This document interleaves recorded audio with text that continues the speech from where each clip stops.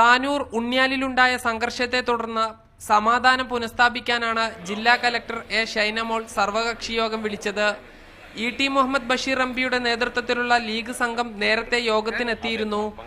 പിന്നീടെത്തിയ Tanur MLA. V Abdurahman ജനപ്രതിനിധികളും ഉദ്യോഗസ്ഥരും ഉണ്ണിയാൽ പ്രദേശത്തെ ആളുകളും മാത്രം യോഗത്തിൽ പങ്കെടുത്താൽ മതിയെന്ന നിലപാട് സ്വീകരിച്ചു. നേരത്തെ തീരുമാനിച്ചതിന് വിപരീതമായാണ് ലീഗ് നേതാക്കൾ യോഗത്തിനെത്തിയതെന്നും എം.എൽ.എ. പറഞ്ഞു.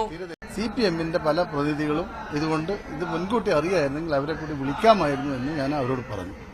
പക്ഷേ ആ സമയത്ത് എന്തോ തെറ്റിദ്ധാരണ മൂലം അവരിറങ്ങിപ്പോയി എന്നുള്ളതാണ്.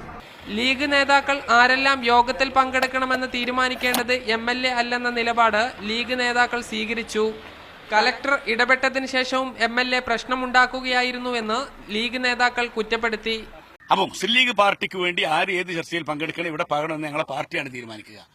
അതിനെക്കുറിച്ചൊന്നും ഒരു ന്യായീകരണത്തിൽ അങ്ങനെ ഒരു നാട്ടിൽ പ്രശ്നങ്ങൾ ഉണ്ടാക്കുക എന്നുള്ള ലക്ഷ്യത്തോടു കൂടിയാണ് എം.എൽ.എ. പ്രവർത്തിച്ചത് എന്ന് ബോധ്യമാണ്.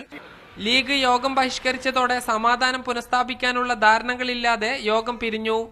ചർച്ച പരാജയപ്പെട്ടതോടെ താനൂരിലെ സ്ഥിതിഗതികൾ കൂടുതൽ സങ്കീർണമാകും. സാജിദ് അജ്മൽ, മീഡിയ 1, മലപ്പുറം.